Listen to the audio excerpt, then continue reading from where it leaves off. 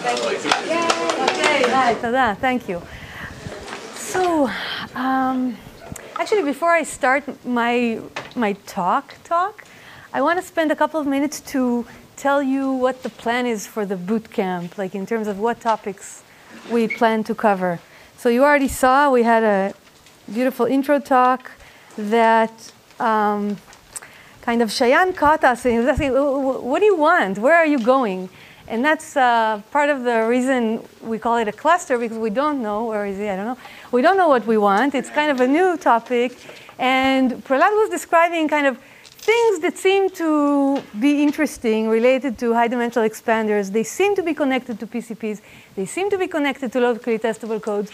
We don't really know, and we want to, just tell us what we do, tell you what we do know and what we, maybe more people come up with more interesting things. So it seems like this amazing object. When I first heard about it, I was shocked because I was sure such a thing cannot exist. And so, it looks interesting, but we don't know exactly where it goes. And I think, or at least, maybe codes is a good playground for playing with these objects. Maybe it can be useful for constructing interesting error correcting codes. That's why we titled the cluster around this connection, high-dimensional expanders and error correcting codes. So initially, the bootcamp was structured in a way that today we will hear about expanders and codes, and also tomorrow. But because of the schedule shift, today will be less about codes, and tomorrow will be more about codes. So tomorrow, Prahlad's talk, the whole 2 hours, will be about different kinds of error correcting codes and how local testability works and where expanders come up. This will be in Prahlad's talk tomorrow. There's the talk that I'm doing today, followed by Yotam's talk after lunch, will be about spectral definition of high-dimensional expanders, continuing stuff that Prahlad showed us in the morning, but going slightly more in depth. So this will be a sequence of 3 talks. I will give this first hour, and then Yotam will talk today and tomorrow about the spectral treatment of high-dimensional expanders. And then there's a different notion of a high-dimensional expansion that was actually studied before this. And this is this cohomological expansion. And Uli Wagner will talk about that tomorrow. And the other talk that we will have about codes is a survey talk by Mary Wooters. She will talk about open questions in error correcting codes. So this is what the bootcamp will cover. And so this talk that I'm now starting will be just talking about spectral definition of high-dimensional expanders. So as Prahlad said, when you talk about expander graphs, there are many different ways to define expander graphs. You can talk about edge expansion. You can talk about the spectrum of the adjacency operator. You can talk about vertex expansion.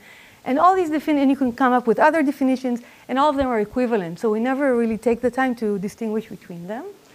But once people start think about expansion in hypergraphs, when you look at each definition and you try to generalize it to hypergraphs, you get some definition of expansion for hypergraphs, and these turn out to be non-equivalent. So maybe each one of them is different from the other. And so it kind of caused, in the beginning, there were many works that tried to understand the relationships between these, and which one should you focus on? Which one is the interesting one? So this sequence of talks will focus on the spectral definition. As Prahlad tried to describe, this seems to be useful for us. So the basic object that we are talking about is a simplicial complex. And a simplicial complex is denoted by the letter X.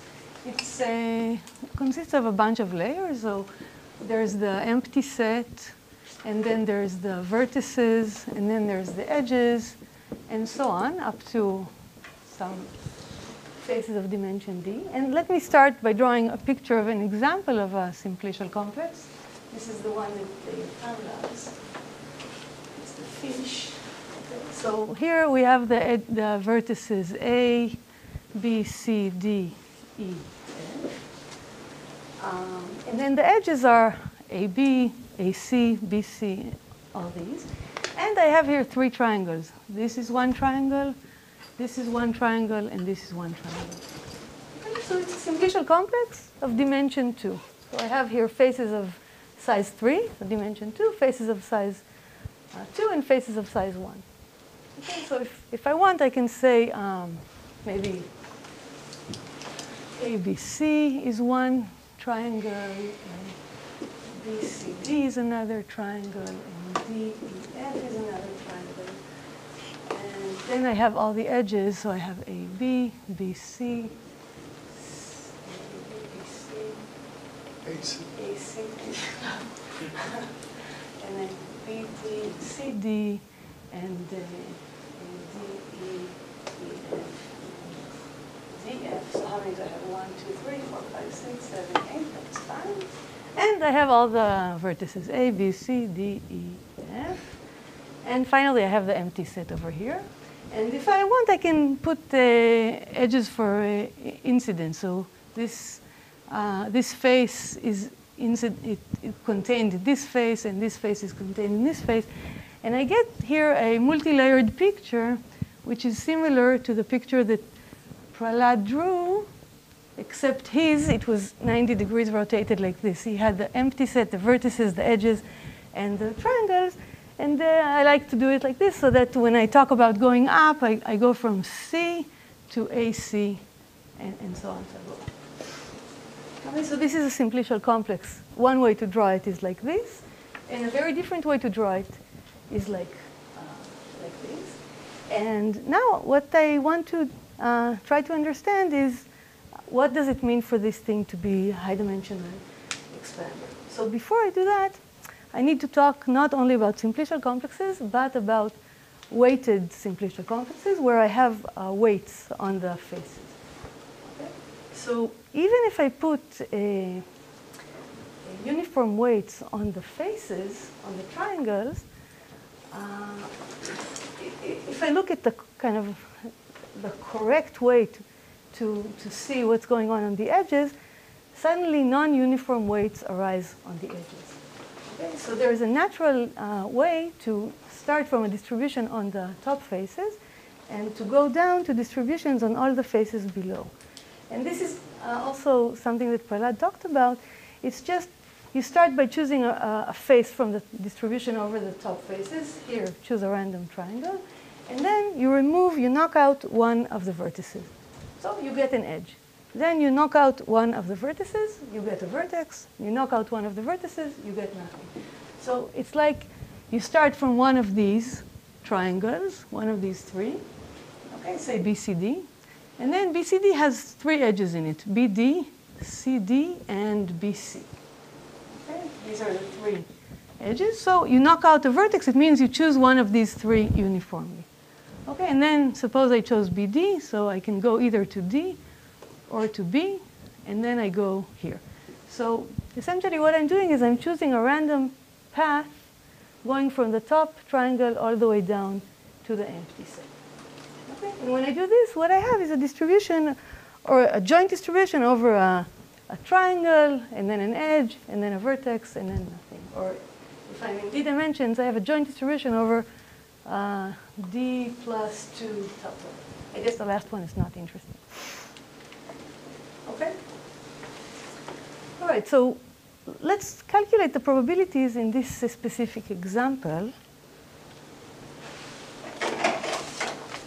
So even if I put 1/3, so uniform probability on each one of the top faces, you can immediately see that this edge participates in 2 triangles, so it will have slightly higher probability than, say, this edge, which participates in only 1 triangle.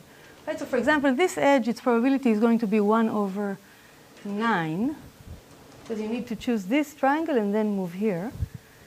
And this edge is also 1/9, all of these. But this edge has probability 2/9. Okay, so all the edges here have probability 1/9, except for this one. Okay, so I mean, there's 8 edges, so indeed this describes a probability distribution over the edges. And if I continue to calculate the probabilities for the vertices, you will see that this vertex has higher probability than, say, this vertex. Okay, so I get some kind of weights on all of the simplicial complex, and this is what we call a weighted simplicial complex.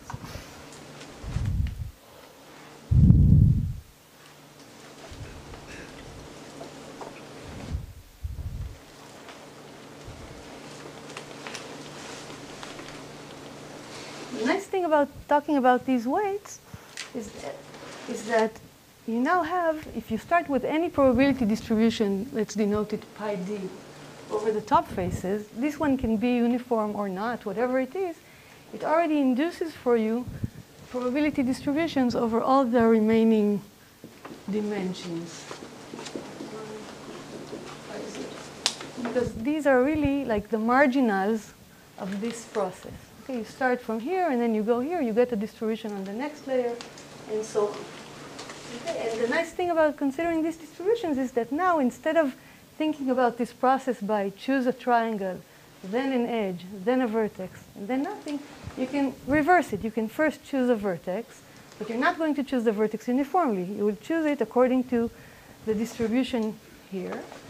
And then you choose a random edge that is incident on this vertex, and you move up, and so on. And these choices are all going to be with respect to this distribution. So it's important to kind of keep this in mind. It's okay to pretend that your simplicial complex is regular in the sense that every edge participates in the same number of triangles, and every vertex participates in the same number of triangles. If this was the case, then all these distributions would be uniform. But in reality, we don't know how to construct high-dimensional expanders that have this very strong regularity. So because we don't have such constructions, we are forced to talk about weighted simplicial complexes, and we need to worry about these weights. But the point is that this is just a technicality, because once you just allow yourself to have these probability distributions, you know how to move back and forth. You start from here and go down, or you start from here and go up. It's just like when you work with expander graphs. We like to talk about deregular graphs because then all the distributions are uniform. But it's okay to also talk about non-regular graphs, and then the distribution will be whatever it is. So I'm now that I have this definition of weighted simplicial complexes, I want to talk about their local structure. So the title of this talk, out of the three, is going to be spectral link expansion. Okay, so I should put it here. We are talking about. Can you write without the red? Oh, the red is not good. Okay.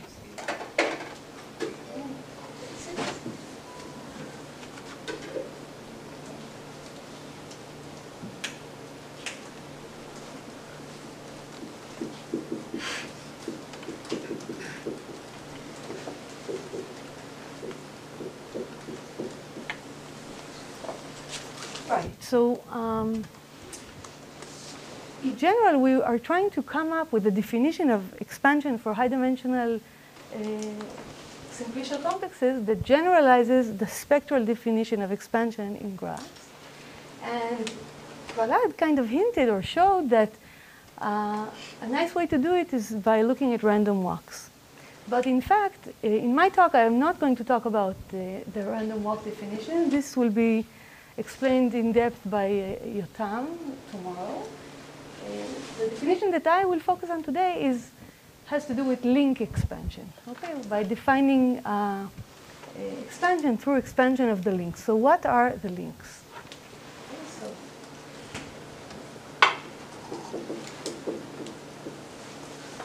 when you have a simplicial complex, you can kind of look at small local parts of this complex. The small local parts of this complex are the links, and they correspond to something like the neighborhoods of a vertex in a graph. Okay, so what is exactly a link? A link is when you look at a vertex and you look at all the faces that contain this vertex. This is the link, except you need to remove the vertex from these faces. So for example, if you have a vertex V, okay, in x0, the xv is going to be just all the faces S in X, such that S union, and I'm writing here, this dot denotes disjoint union, is in X. So I'm looking at all the faces such that when you add V to them, you get a face in the complex. I prefer to think of it the opposite way, where you look at all the faces in the complex that contain V, and then you remove V from it. You get this. So this is the link. Now, the best way to understand what this is by looking at a specific example. So here I have my complex, and the vertices are A, B, C, D, E, F, right? So let's look at the link of A. Okay, so I have here X sub A. What is X sub A? I need to look at all the faces in the complex that contain A, and then to knock out A from them. So one face is the triangle ABC. Okay, so I have here AB. It was the face, sorry, BC. It was the face ABC, but we removed A, so we are left with BC. Okay. And what other faces are there that contain A? So there's the edge AC. It now became just C. And there's the edge AB, so it now became just B. Okay, so this is kind of formally what it is, but what is the picture? The picture is just this, BC. Okay, so the link of A is just the graph on BC. So really what is going on here is that you look at all the neighbors of A. These are going to be your vertices in your new complex. Here it's B and C. And then you leave all the edges that connect between them. This is in the case of a two-dimensional complex. In general, if I had a d-dimensional complex, then the link of a vertex will be one dimensionless complex, so d minus one dimensional complex. Of course, on the picture, it doesn't really make sense to think about the link of an edge. The link of an edge will just be one vertex. The link of the edge AC is just all the faces that contain AC. It's just the triangle ABC, so you will just have this one vertex. But when you have higher dimensions, it's also interesting to look at links, not only of vertices, but of higher faces.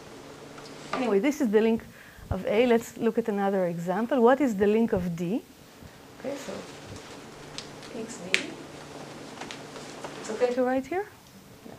So XD, this is the vertex D. So who are the triangles that contain D? It's this one and this one. And so it's easy to see that the link is BC and EF. So this is the link. Now, the interesting thing is that when you have a constant degree complex or a constant degree expander, then these links are always going to be graphs or complexes of constant size, very, very small. Okay? And kind of one of the fascinating things about high-dimensional expanders is the fact that you can look at these constant size objects, these links, and based on their features, suppose you know some information about these links, you can sometimes deduce some global information about the entire complex. For example, there's a theorem of Oppenheim that Yotam will describe later today that says that if you know that the graph is connected and that the links themselves are expanding, it means that the entire graph is expanding. This is a very strange and kind of amazing theorem that you only know local information about the neighborhood of every vertex, and this is enough for you to deduce expansion of the entire graph, which is a very global statement. Okay, so this we will see this afternoon. And my goal is to prepare the ground in the sense of giving the definitions to make this statement formal. So let's start with this. What does it mean to say that if you know that the links are expanding? Usually when people talk about expander graphs, they think about an infinite family of graphs with a number of vertices going to infinity, and there is some notion of a constant amount of expansion that stays constant where the number of vertices goes to infinity. Here, we're talking about links that themselves have constant size. So what does it mean for the links to be expanding? Okay. So first of all, certainly this picture cannot happen because here this link is disconnected. Okay, so you know for sure it's not expanding. So for starters, we want all the links to be connected. Okay. But connected is not enough for us, and we want to have some notion of what it means to be expanding. Since the title of this talk is Spectral Expansion, it makes sense to require that the links have spectral expansion. Okay? So I want to talk about, I want to give some reminder of what it means to be a spectral expander for graphs. But for this, I want to go back and remember that I started with a weighted complex. So it's not enough to draw the links like I did now. I just drew combinatorially which vertices and where the edges are. But I need to also tell you what are the weights. If I had a weighted complex and I look at the link itself is itself a weighted complex. So what are the weights? So it's the natural thing. There is a, if you look at the top faces of a link, there is a one-to-one correspondence between the top faces of say, the link XA and the triangles that contain A. Okay? In general, I guess I should show it here in the formal definition. There's a one-to-one correspondence between all the S's of the highest dimension that exists here and all the S's of the highest dimension that contain V, all the sets S union V. Okay? And if these are the sets of highest dimension in our complex, say triangles, then we already started with some probability distribution on all of the triangles. And so we can look at the probability distribution on all the triangles that contain V, for example. And then from it, we get a probability distribution on all of the edges in the link. Okay, so I don't know if I said it clearly enough, but what I mean is this. If I look, say, at the link of XC, okay, maybe one more example. The link of XC, the link of C, thank you, is just, it has these two triangles contain C. So the link contains A, B, D. This is the link of C. And I want to know what are the correct weights here. So I look at all the triangles that contain C. There's two of them, and they have equal weight. So I associate equal weight to this edge and to this edge. I just need to normalize it because these two weights don't sum to 1, so I need to renormalize by all the triangles that contain C. And I get a probability distribution here, and I will have half and half on these edges. Okay. I guess I could have done this example here as well. But the point is that you just condition on only the top faces that contain the face you're localizing on, and then you recalculate the probability distributions. Why are we doing it this way? This allows us to think of the whole complex as some kind of convex combination of the complexes of the links. Okay, so we can write, if we have, say, a function on the triangles, or if we have a function on some of the faces, we can decompose this function to a convex combination of functions on very local parts. And this somehow becomes very useful when we do the analysis. Okay. So when I talk about a link, I always talk about a weighted link, and the weights are inherited from the weights of the global complex. Okay, so now I know what a link is, and I want to define what it means to be a spectral high-dimensional expander. So first of all, I need to remember what it means to be a spectral expander, right, for a weighted graph. So, you know, I'm sure all of you know this, but since it's a boot camp and I want to have everyone on the same page, I decided to spend some time on reminding us what exactly we mean by spectral expansion on a weighted graph.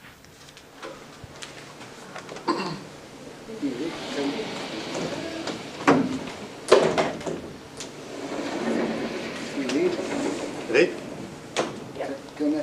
So you said you defined one way to get the weights on the new complex.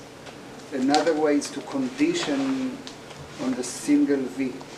So it seems different. Same, no? So what I'm asking, is it the same or not? Because the reweighting, is it always consistent or?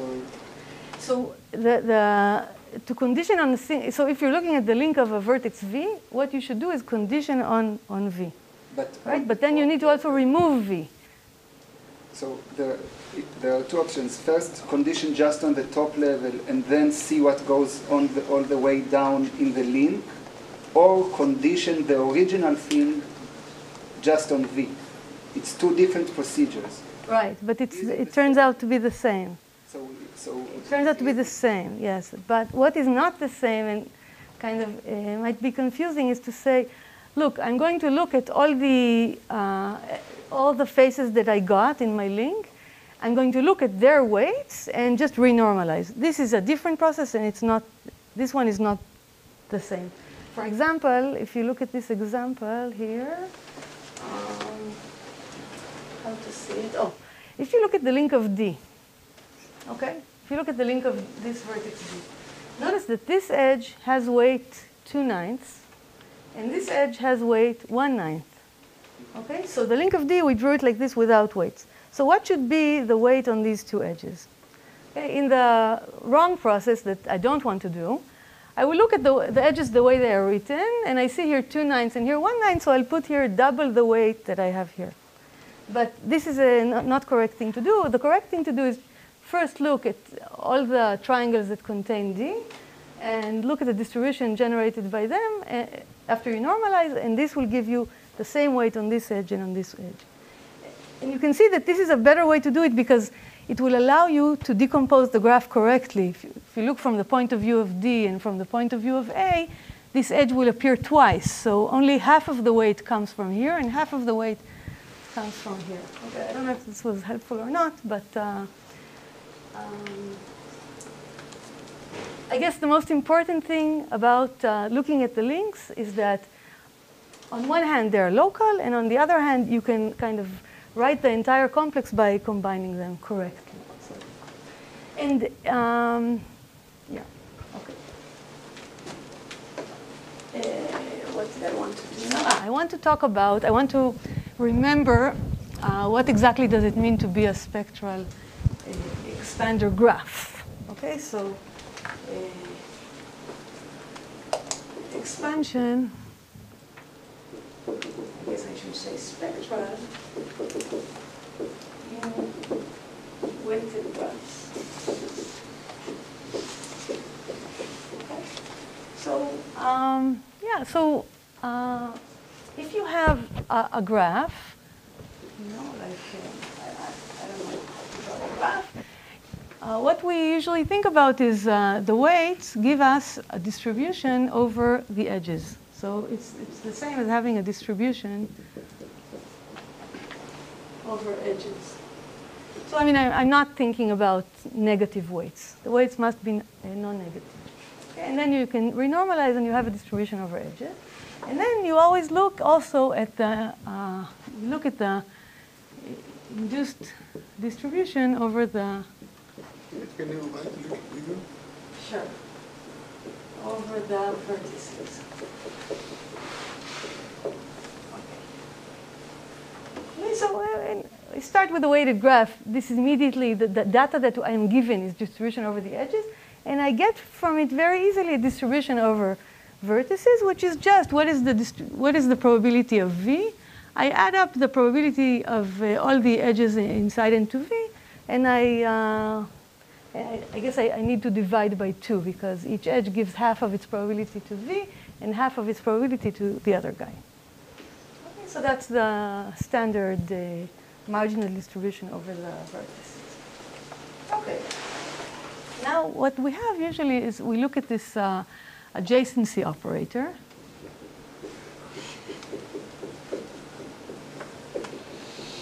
Of the random walks, or I can call it a random walk operator. I don't know, random walk adjacency operator. That tells me if I'm standing at the vertex V, what is the probability to move to a vertex U?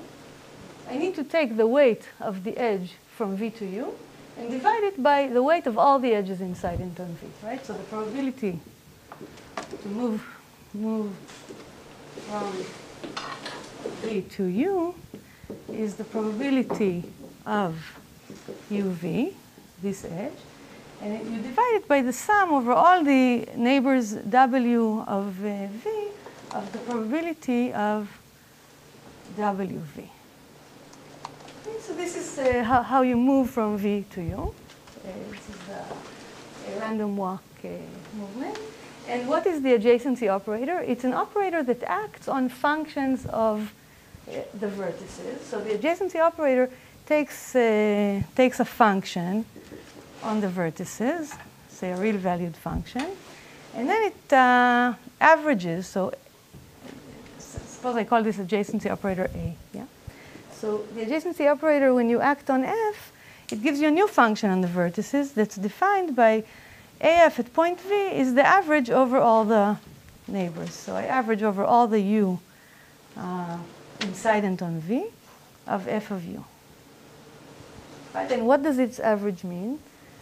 It respects this probability distribution. It's not that I go over all the neighbors and I give each one of them equal weight. No, of course not. I need to respect the weights on the edges.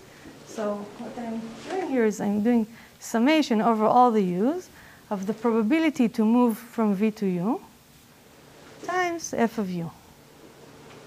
Okay? So this is the standard averaging operator. So now it's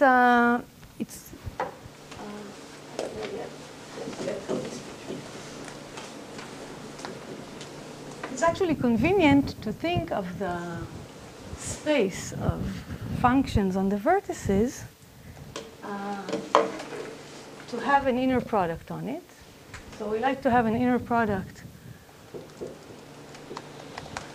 between two functions on the vertices, but instead of just, usually we say you just average over F of V, G of V.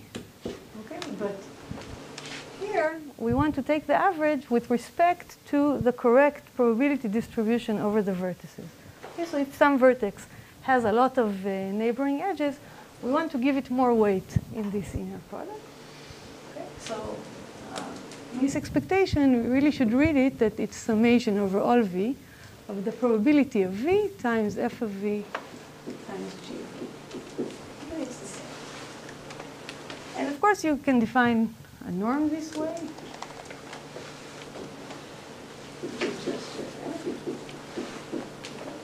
And what's nice is that now, with respect to this inner product, the operator A is self-adjoint, which means that F AG equals AF G.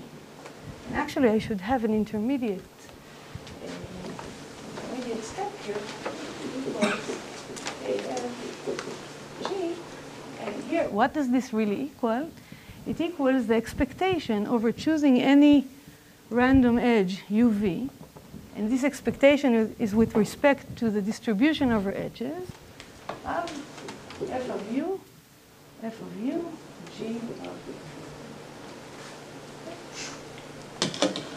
Why is this true? Whoops. Why is this true? It's just you write it out and you see this is the expectation over V of F of V AG at point V.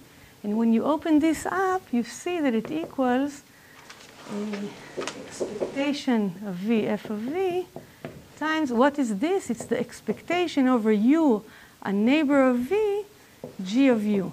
This is by definition of this adjacency operator. And so this is exactly equal to this, right? Because you first choose a random neighbor, and then you choose a random vertex, and then you choose a random neighbor of it. It's exactly like choosing a random edge. And you see here that we used exactly this reversal, that if you start with the distribution over the edges and you look at the appropriate distribution over vertices, then it's the same to choose first an edge and then a vertex as it is to choose first a vertex and then an edge. So this is used here. Anyway, we get that this A is self-adjoint, which is exactly like we had in the case of regular graphs. You looked at the adjacency matrix and you saw that it's symmetric, and therefore you know it's diagonalizable, and you had eigenvectors and eigenvalues. Here it's the same thing. You know, the corollary of this is that A can be, there exists, so I can write this. The corollary is that there is a basis of eigenfunctions of A for the space of a function, the space of functions on the vertices. Okay, any function on the vertices can be decomposed into eigenfunctions. And we also, it's easy to see that all the eigenvalues are between plus and minus 1, and the top eigenfunction is the all ones function. And so what you get from this is that, I guess I have a little more space here. What you get from this is that every function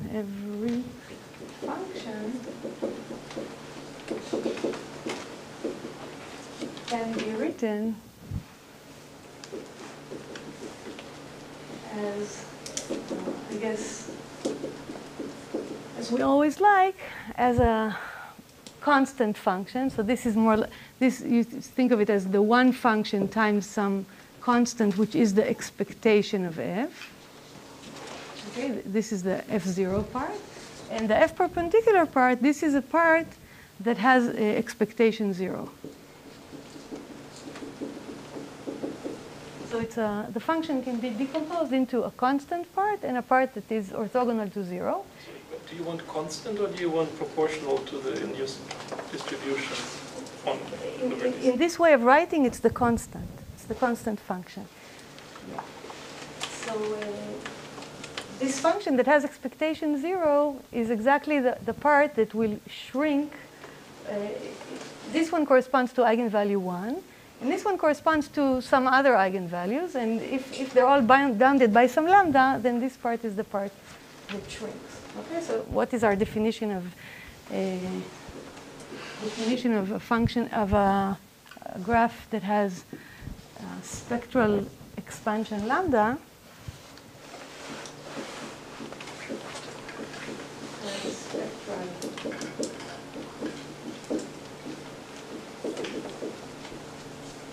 Lambda.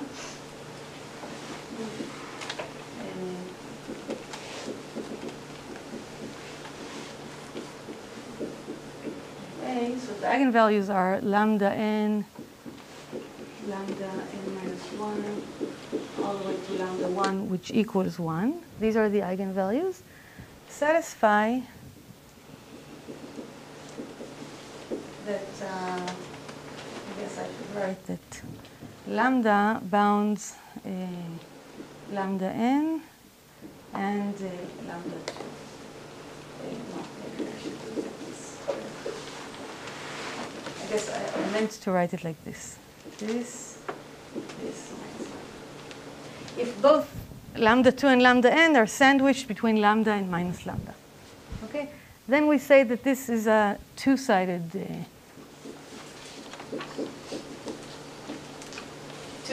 lambda expander. And the one-sided lambda expander, if I have here 1, then I just don't care about this condition. I only care about bounding it from one side. Then I say that it's a one-sided lambda expander. And if I bound it from both directions, it's a two-sided lambda expander. Okay, so this is standard. And now that we took this effort, we can return to define high-dimensional expanders.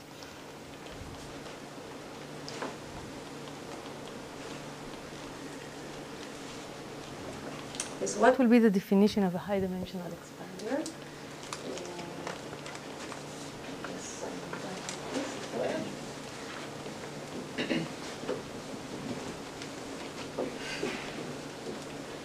In case I have, say, a two-dimensional complex, then the definition will just be that you want both the skeleton of the complex to be expanding.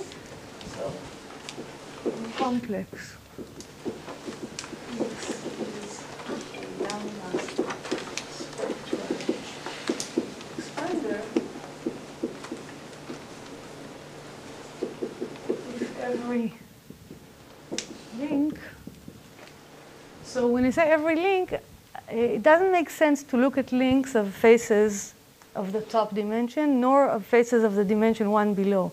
If you are a triangle complex and you look at link of an edge, all you see are a bunch of vertices. Not interesting. So it's always interesting to look at 2 dimensions below. We link the face D in X I, where I is less than D minus 1. Okay. You need to go down 2 dimensions. Is itself a lambda spectral expander. So this looks a bit recursive, but it's okay because we defined it on the graphs, right? So we know when a graph is a lambda spectral expander. For a graph, what does it mean to look at 2 dimensions below? You have the top faces have dimension 1. These are the edges. The faces after that are dimension 0, the vertices. And then there's this dimension minus 1, which is the empty set. So all you're requiring is that the link of the empty set, which is the entire graph, is a spectral expander. That's fine. If you have now a triangle complex, you're requiring that the link of every vertex, which is now a graph, is a lambda spectral expander. And maybe I should say the link of a face is a lambda spectral expander. Maybe I should say, so when you look at the link of a face, you get a complex. What I should say is that the graph underlying the link. Graph underlying the link. So for example, if I have some complex that has dimension 3, I can still only look at the edges and the vertices, and I require that it is a... So 1 dimension still. 1 dimension still, yes. Exactly. So you want to always look at any link and look at the one skeleton of this link, and you want it to be a spectral expander. Okay, so this is our definition. Okay, and if you want to kind of understand what this definition means in the case of a triangle complex, then you need to kind of try to draw for yourself a collection of triangles, okay? So that whenever you look at a vertex and you look at its link, so for example, the link of this vertex is this, which is at least connected. But the link of this vertex is not even connected. So to make it connected, I need to add 1 more triangle. And if you try to construct this, you will see that because you added this triangle, then this vertex now has a new guy in its link, and so you're forcing more and more and more triangles. It's very difficult to construct a graph that has constant degree, and yet the link of every vertex is itself an expander, okay? And remember that now, because we defined this lambda spectral expander, I don't need to talk about an infinite family. Even a graph with 10 vertices, there is some meaning to saying that it's an expander with lambda, I don't know, 0.4 or something like that. And what we really care about is to have lambda go as close as possible to 0. Do you want one-sided or two-sided? Okay, so thanks. So you can make 2 definitions. So if you write here one-sided, then you should write here one-sided.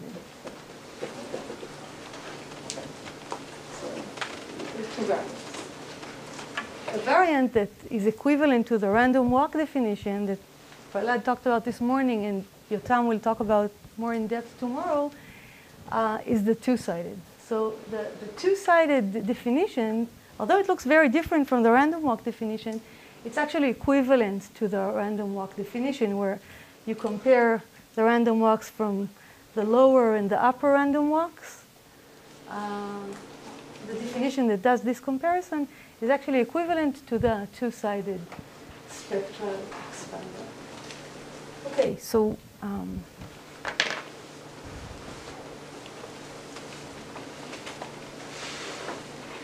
the 2 things I want to do before we continue is to talk about, where does this definition come from, and whether such objects exist. Right? So really, these 2 things, these 2 questions should be answered together. Really, someone from a TCS background wouldn't come up with such a definition, because when you try to see if this definition makes sense, even in the case of a 2-dimensional complex, it doesn't seem like it's realizable.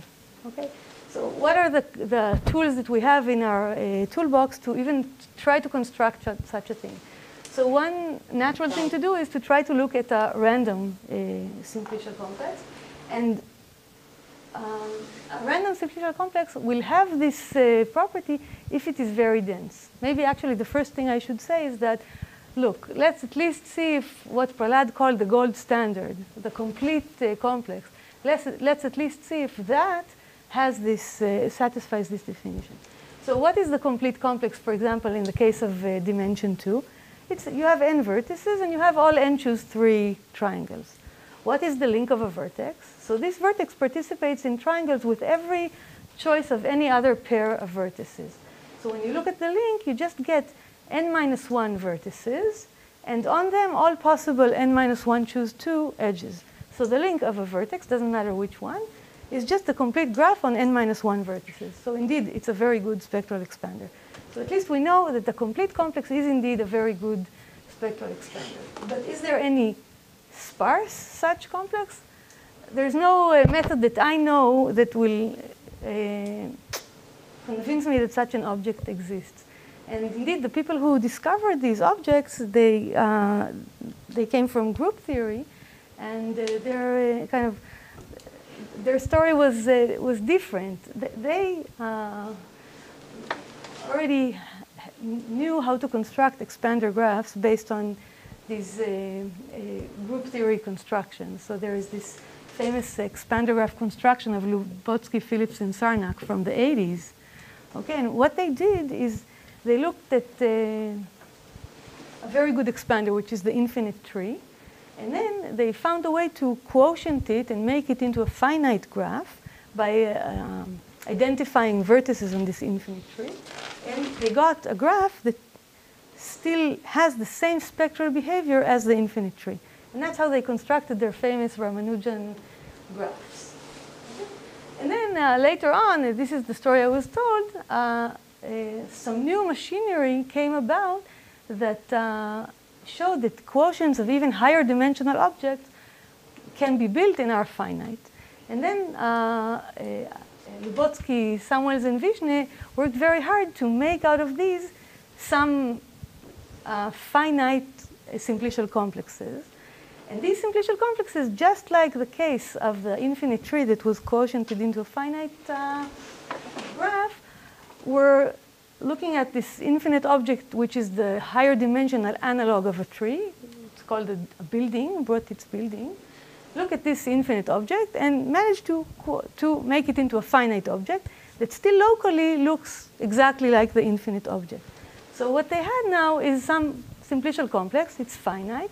And each of the links, we know exactly what it looks like. It's actually very easy to describe and easy to understand. And so you know what the links are like, and you know that it's a finite object, and you need to work very hard to analyze exactly what the spectrum is. But it gave them an object, and now you need to come up with kind of interesting definitions or interesting properties that this object has, and one of them is this. Actually, yeah, okay. I'll leave to further talks to give more details on this, but you see that because of some group theoretic considerations, this object exists, and now you need to understand what can we possibly do with this object. So it still looks very intriguing, and I feel like we haven't yet kind of used it very as much as it maybe can be used. So, I don't know.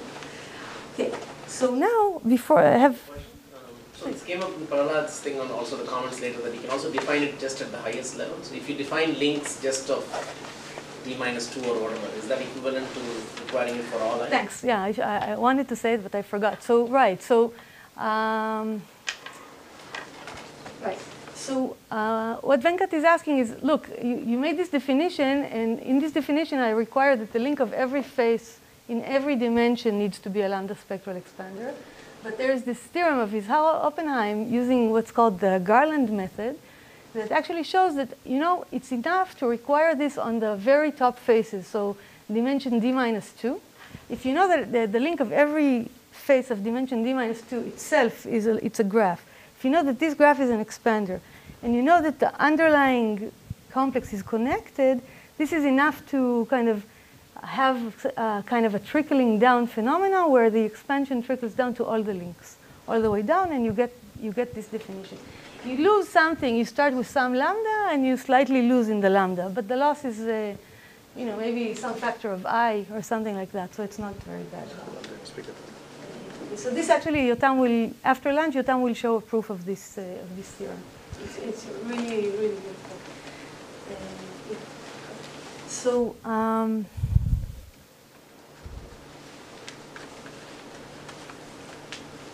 want to finish, the last thing I want to describe before I finish, after I showed this definition, and the definition looks a bit, strange, but I want to show some application of this definition along the lines of this local to global.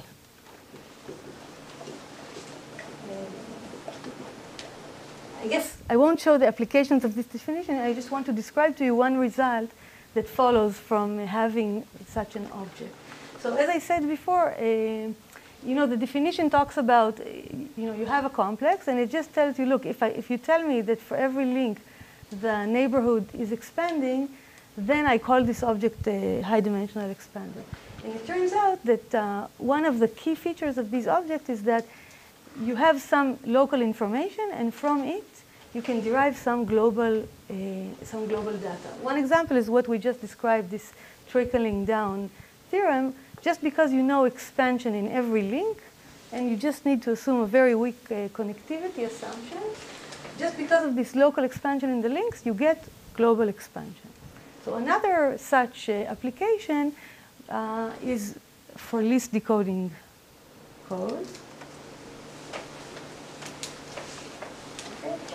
For list decoding, we can use the high-dimensional expanders to take an error-correcting code and to make it into that is just unique decodable, and to make it into an error-correcting code that is least decodable. Maybe I should say a couple of words on what this is, but I don't know if I have time.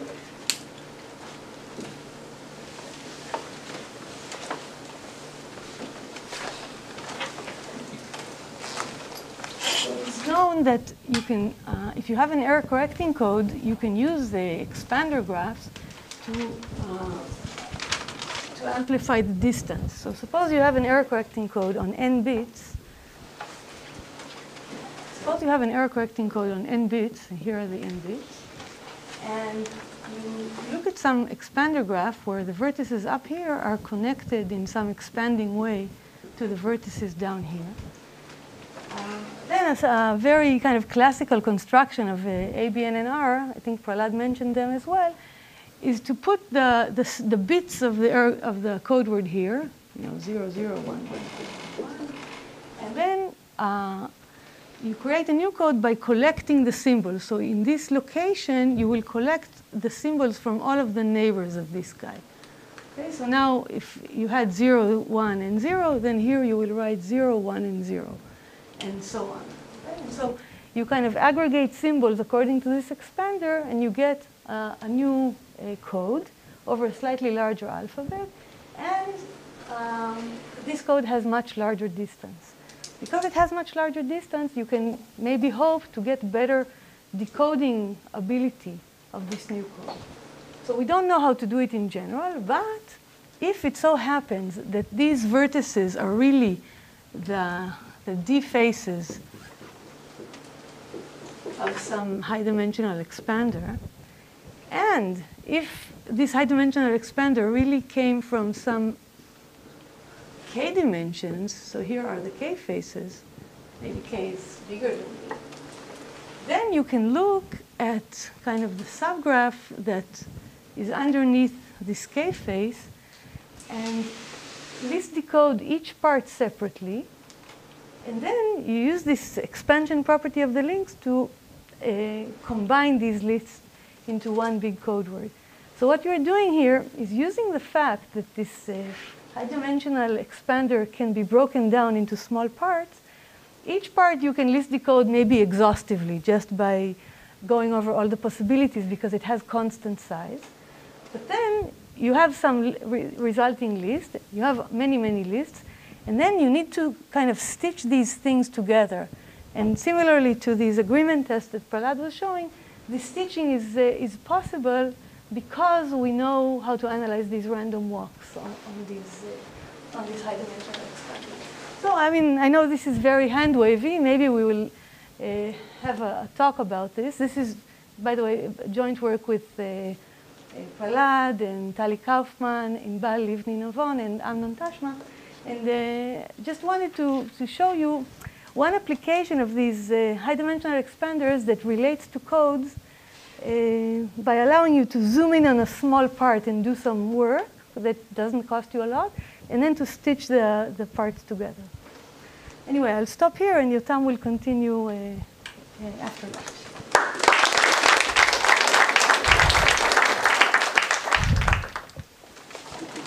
Questions or comments, please? So in the last application, you talk about the heuristic